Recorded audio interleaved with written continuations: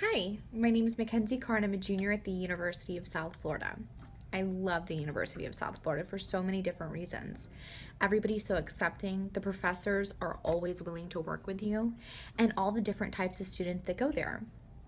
This realization of my love for my school sparked a really cool plug as to the different ranked colleges and why. In my opinion, USF would be ranked number one because I'm biased.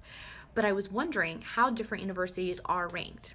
In my data sets, I looked up the top 30 world ranked universities. In this PowerPoint, I'm going to go through the different variables that are accounted for in regards to the rankings. I hope you enjoy as much as I did.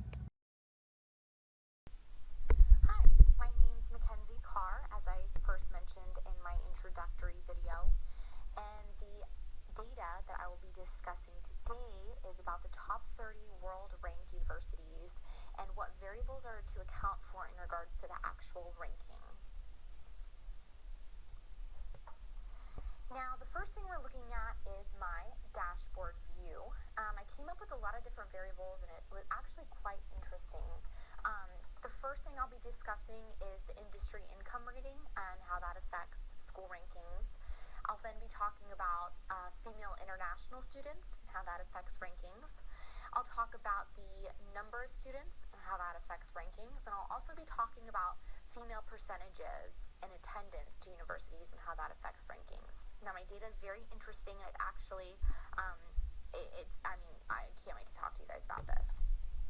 So the first thing is in regards to industry income ranking. Now, in this visualization, the focus is on income, and it's actually really sad when you kind of get the idea of what you're looking at, because industry income ranking is based off of what the faculty makes, whether it's dean, professors, as far as, people that work the front reception desk. So if you look, the United States and Northern Canada are actually the most dominant of the schools, and really everything else is making really close to nothing, and it kind of shows you the regression of colleges based on earnings. And my findings in this exact data is that all of these foreign professors that are making really close to no money teaching migrate to the United States as well as Northern Canada, and that was my basic idea of why that is. Next is the international female students, and this one was very interesting to me as well, because in this specific data set, the focus is on international students and the percentage of females in that category. Observing this data, the most dominant international female student is from Sweden. With that being said, it actually shows that the percentage of international female students is rising. And with that being said, all these different countries are showing, how many international students there are and how high it is. Now, with that being said, I came to the realization that, the reason why the international female students is so low and there aren't that many of them is because, more foreign countries such as Sweden, Singapore, Germany, they're all based on old tradition, whereas the male goes out, gets a college degree, and, the female stays home and bears the children. So you can kind of see that the United States are very low percentages, and the reason being is because we're more of a modernized country, whereas places like Sweden, Singapore and Germany are lower in the percentages. So I thought that was a really cool finding.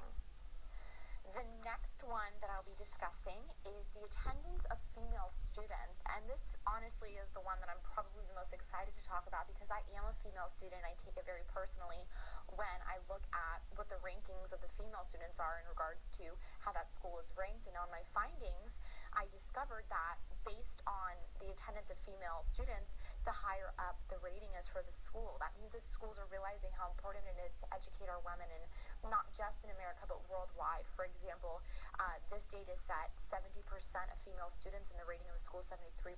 So it kind of mirrors the amount of students that come in, and it was honestly very exciting. Next is the quantity of school size, and this honestly to me is kind of the definition of what analytics is. It talks about quantity versus quality. You see that California Institute is right here. You can probably barely see it. It's the smallest attendance in school, and this actually shows that, it's a small amount of school. They're number the world, whereas places like right here, which is actually University of Michigan, they're ranked number 21 out of the 30 schools. So I really feel like when a student has more of an intimate, you know, smaller school and gets more attention, the school's ranked higher. And what I learned about Watson Analytics is you can really take any piece of information and analyze it and learn something really cool. I really liked this assignment because I learned a lot. Thank you.